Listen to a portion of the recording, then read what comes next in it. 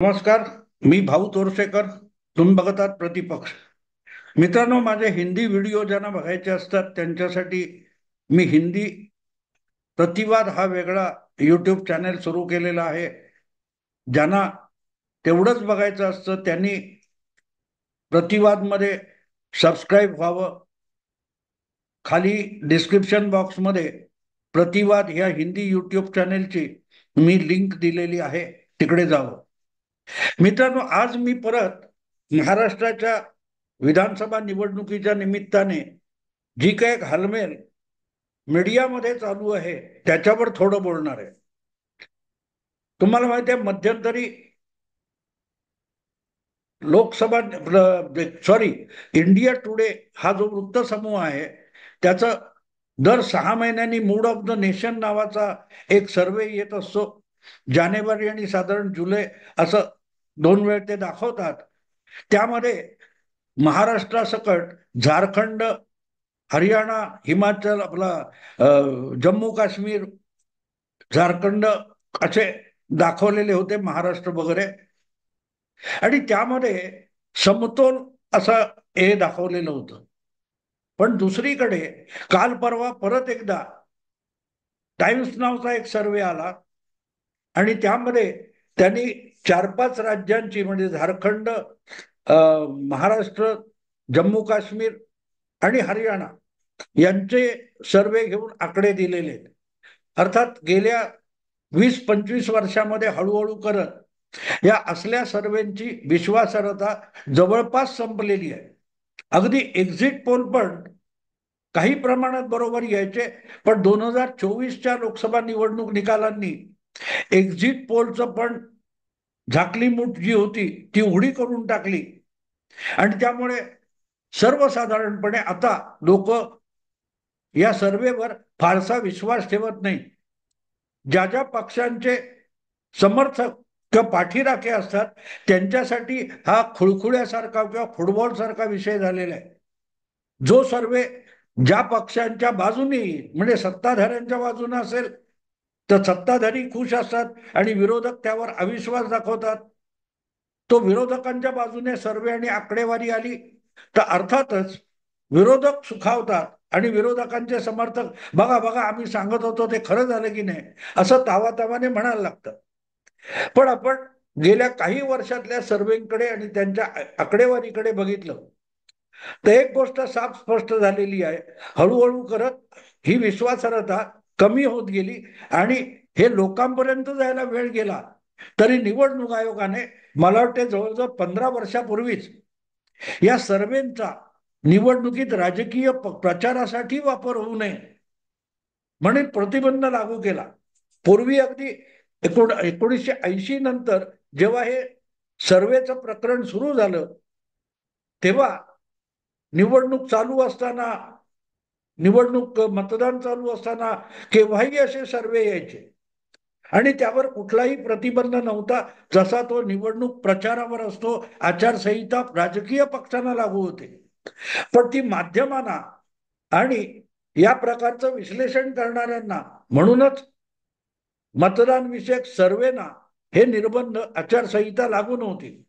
पण जेव्हा हळूहळू लक्षात यायला लागलं की सरसकट कोणी मैदानात उतरतो आणि सर्वे घेतो आणि आपली आकडेवारी देतो आणि मग काही पक्ष अशा जे सर्वे घेणारे असतात किंवा सर्वे मांडणारे असतात त्यांना आपल्या प्रचारासाठी सरसकट वापरून घेतो. एक निवडणुकीचं आपल्या बाजूने वातावरण निर्माण व्हावं म्हणून त्याचा वापर करून घेतो. हे लक्षात आल्यानंतर निवडणूक आयोगाने अशा प्रकारच्या सर्वेना आचारसंहितेचे नियम लागू केले. आचारसंहितेचे नियम काय असतात की निवडणुकीची घोषणा होण्यापूर्वी तुम्ही काहीही करा, पण एकदा निवडणुकीची घोषणा झाली, निवडणूक आयोगाने आपलं वेळापत्रक लागू केलं की मग अर्ज कधी भरायचा, अर्ज मागे कधी यायचा, हे सगळं टाइम टेबल असतं.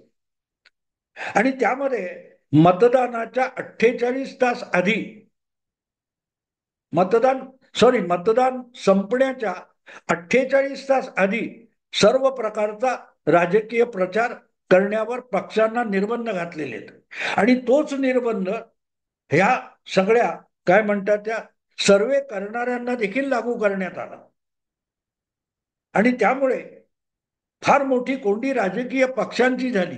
अगदी 80 साली जेव्हा पहिल्यांदा प्रणय रॉय सारखा माणूस याच्यात उतरला, त्याने जी विश्वासार्हता संपादन केली होती ती पुढल्या साधारण 15-20 वर्षामध्ये हळूहळू करत ह्या सगळ्या बाजारप्रणीत मार्केटिंग कंपन्या सर्वेमध्ये उतरल्या आणि ती विश्वासार्हता या सगळ्यांनी जमीनदोस्त करून टाकली, मातीमोल करून टाकली. आणि म्हणूनच जर एक राजकीय पक्ष अशा सर्वेचा वापर आपल्या पक्षाच्या प्रचाराला बूस्ट मिळावा, वजन यावं म्हणून वापरत असेल तर दुसराही पक्ष हळूहळू ते वापरतो.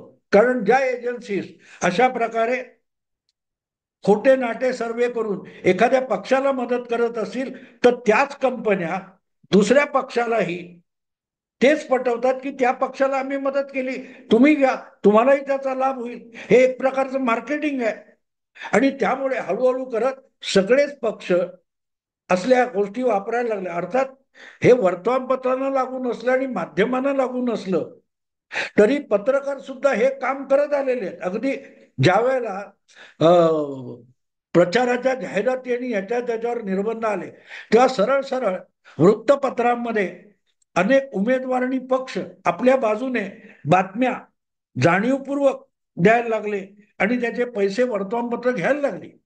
तुम्ही अनेकदा एक 15 वर्ष मागे गेलात जेव्हा चॅनेलचा एवढा बोलबाला नव्हता, 20 वर्ष, तर अनेक वृत्तपत्रांमधून एकाच पानावर किंवा बाजूबाजूच्या पानावर एकाच मतदारसंघात या पक्षाचा जोर आहे आणि तो पक्ष कसा पुढे गेलेला आहे अशा परस्पर विरोधी बातम्या पत्रकार बेधडक देत होते.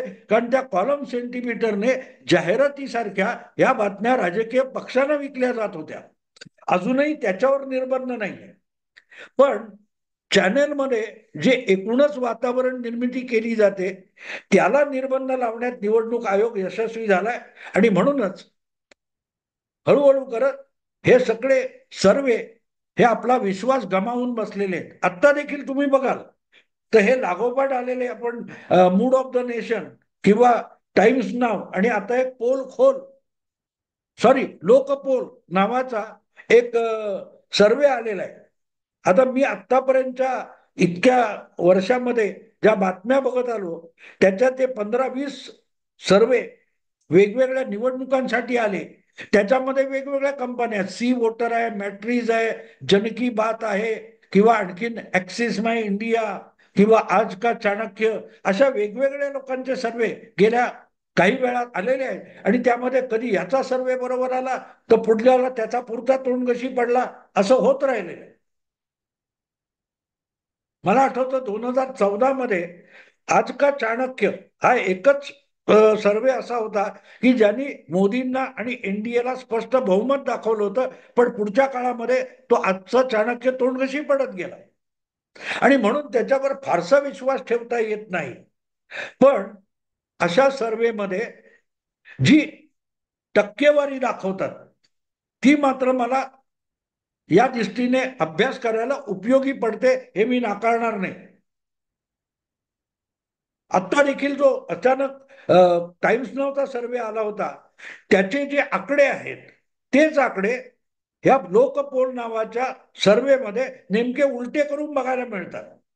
अगदी नेमकं तुम्हाला सांगायचं तर असं म्हणता येईल की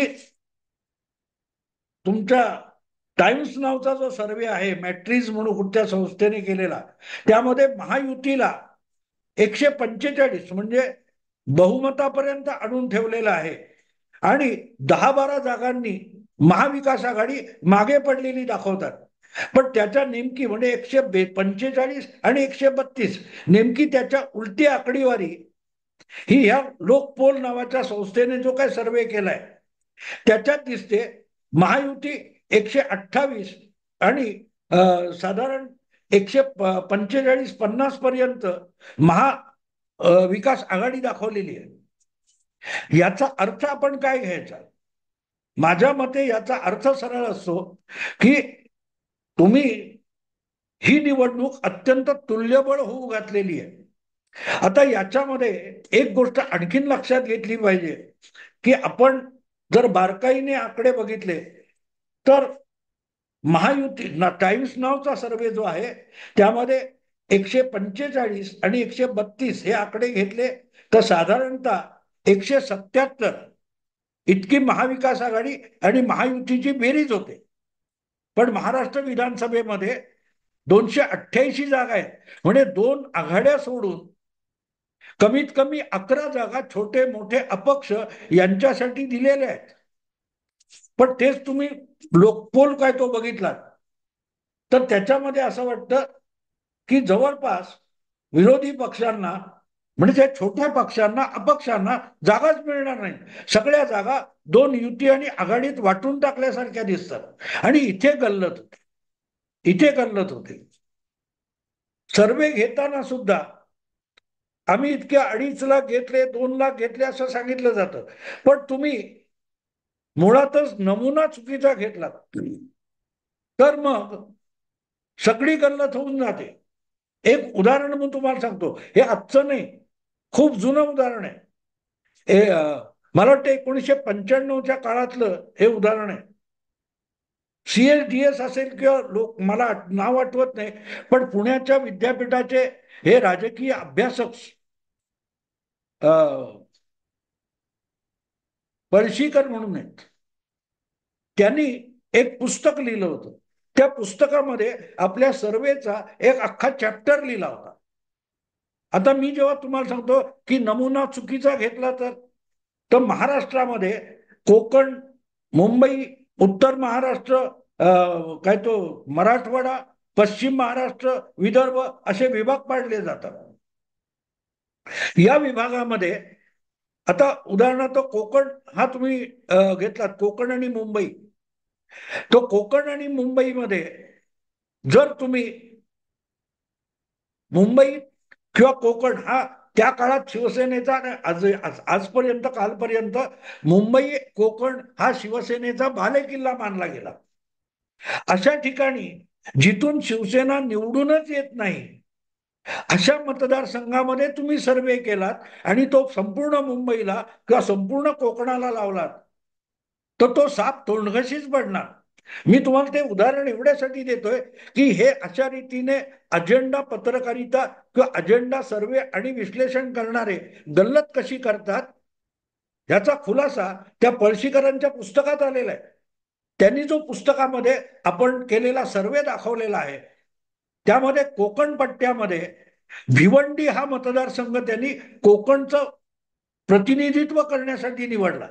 आता भिवंडी हा 80% मुस्लिमांचा मुस्लिम लोकसंख्येचा असेल तर त्याच्यामध्ये संपूर्ण कोकणाचं प्रतिनिधित्व तुम्हाला मिळू शकतं का? दुसरीकडे तुम्ही मुंबईमध्ये माटुंगा हा मतदारसंघ त्यांनी निवडला होता. आता तो मला वाटतं नाहीये, बदललाय. पण माटुंगा हा मतदारसंघ परंपरेने भाजपच्या चंद्रकांता गोयल, पियुष गोयलची आई निवडून येत होत्या आणि निवडणूक लढवत होत्या. म्हणजे मुंबईमधून एकही शिवसेनेचा मतदारसंघ हा निवडायचाच नाहीये आणि त्यामुळे कोकण आणि मुंबई याविषयी त्यांनी काढलेला निष्कर्ष होता की मुंबईमध्ये शिवसेना आणि कोकणामध्ये शिवसेना सफाचाट होणार आहे. पण झालं उलट. शिवसेना जवळजवळ अर्ध्यापेक्षा अधिक आमदार कोकण आणि मुंबईतून निवडून घेऊन आली आणि या पळशीकरांच्या सर्वे आणि विश्लेषणात मुंबईला आणि कोकणमध्ये शिवसेना भुईसपाट होणार होती. याचं कारण त्यांना शिवसेना भुईसपाट होताना दाखवायची होती. मग ती दाखवायची आणि त्यासाठी पूरक अशी माहिती आणि डेटा गोळा करायचा असेल तर तो डेटा नेमका चुकीच्या जागी गोळा करायचा आणि चुकीचा डेटा गोळा करायचा.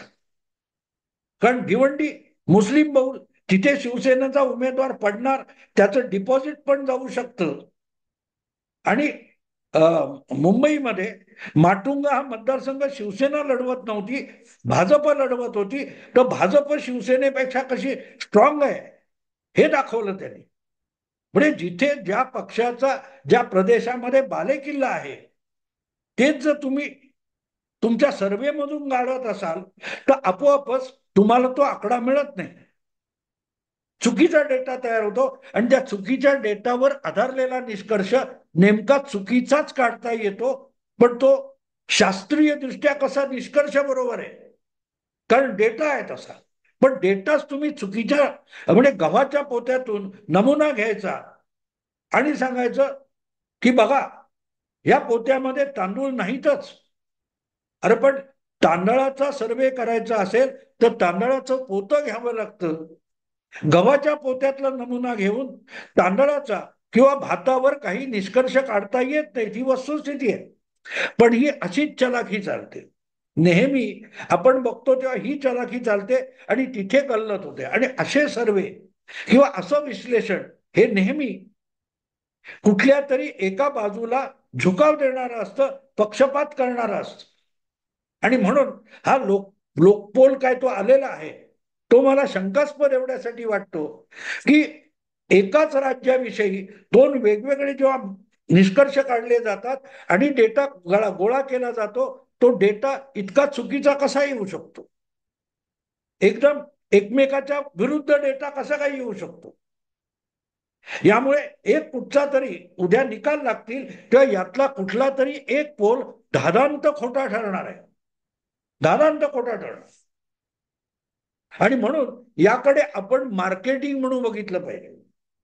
मग ज्याच्या वतीने तुम्हाला सर्वेचा खर्च निघतो किंवा त्यातून नफा काढता येतो, त्याला झुकतं माप देणारे सर्वे हे सरसकट होऊन गेलेले. आता तर इतकी परिस्थिती झाली की बहुतेक राजकीय मोठे पक्ष आहेत, की भाजप आहे, काँग्रेस आहे, शिवसेना असेल किंवा असे जे पक्ष आहेत, हे पक्ष वेगवेगळ्या मतदारसंघामध्ये आपापल्या उमेदवाराविषयी, आपापल्या पक्षाविषयी मतदाराची चाचपणी करायसाठी अशा मार्केटिंग कंपन्यांचा सरसकट उपयोग करत असतात. आणि मग त्यांच्या साठी जो डेटा गोळा केला जातो तोच कुठच्या तरी चॅनेलला विकून या मार्केटिंग कंपन्या सर्वे म्हणून ते आकडे सादर करतात. याविषयी पूर्वी, आता नाव सांगत नाही वाईट वाटू नये म्हणून, पण 2013 मध्ये ज्यावेळेला दिल्लीमध्ये आम आदमी पक्षाने पहिल्यांदा निवडणूक लढवलेली होती विधानसभेची, राजस्थान, मध्य प्रदेश, छत्तीसगड याच्या बरोबर दिल्लीची विधानसभा निवडणूक झाली होती. आणि त्यावेळेला एका कोणीतरी स्टिंग ऑपरेशन केलं होतं. मला वाटते तेव्हा जो आजचा एबीपी आहे आणि नंतर तो स्टार, पूर्वी तो स्टार माझा होता किंवा स्टार नेटवर्क जे आहे, त्यांच्यापैकी कोणीतरी एक स्टिंग ऑपरेशन केलं होतं. आणि अशा सर्वे करणाऱ्या एक दोन कंपन्या, त्यांचे संचालक यांना कॅमेरा नसताना गाफीलपणे पकडून, कॅमेरा नाहीये म्हणून ते जे मनमोकळं बोलले की आम्ही कशी आकड्यांची हेराफेरी करून ज्यांना जसे पाहिजेत तसे आकडे फिरवून सर्वेचे आकडे देत असतो, हे त्यांच्याकडून कबूल करून घेण्यात आलं होतं. मला आठवतं ते, मला आठवतं.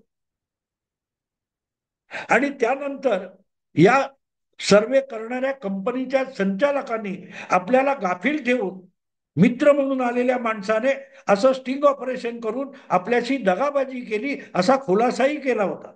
आजही त्यांची कंपनी सर्वे करते आणि वेगवेगळ्या चॅनेलवर ते दाखवलं जातं. जनमानस काय आहे हे अगत्याने दाखवलं जातं. आणि ही छोटी कंपनी नव्हती, वेगवेगळ्या देशामध्ये वेगवेगळ्या स्वरूपाचे सर्वे ही कंपनी करते. आणि त्यांनी सुद्धा एका गाफील क्षणी छुप्या कॅमेऱ्यासमोर आपण आकड्यांची फेराफेरी करतो हे कबूल करून टाकलेलं आहे. आणि त्यानंतर मग हळूहळू या सगळ्या गोष्टीवरचा लोकांचा विश्वास उडालेला आहे. पण का असे ना, खेड्यापाड्यामध्ये जो सामान्य कार्यकर्ता किंवा पक्षांचा समर्थक, नेता, प्रवक्ता असतो, त्याला बोलण्यासाठी हे एक प्रकारे मटेरियल मिळतं, दारुगोळा मिळतो. आणि म्हणूनच हे जे आता लोक काय म्हणतात, त्या टाइम्स नावाच्या पाठोपाठ लोकपोल नावाचा सर्वे आलाय आणि त्यावरून वेगवेगळ्या चॅनेलवर अनेक राजकीय पंडित आपली अक्कल पाजाळायला लागलेत. त्यांनी सावध व्हावं, कारण त्यांचेच सर्वे काल परवा लोकसभेच्या निकालातून पुरते उघडे पडलेले आहेत, तोंडघशी पडलेले आहेत. हा, एक गोष्ट आहे, मला असं वाटतं की जागा कोणाच्या किती येतील हे सांगण्यापेक्षा त्यातली जी मतांची टक्केवारी असते तिला महत्व आहे.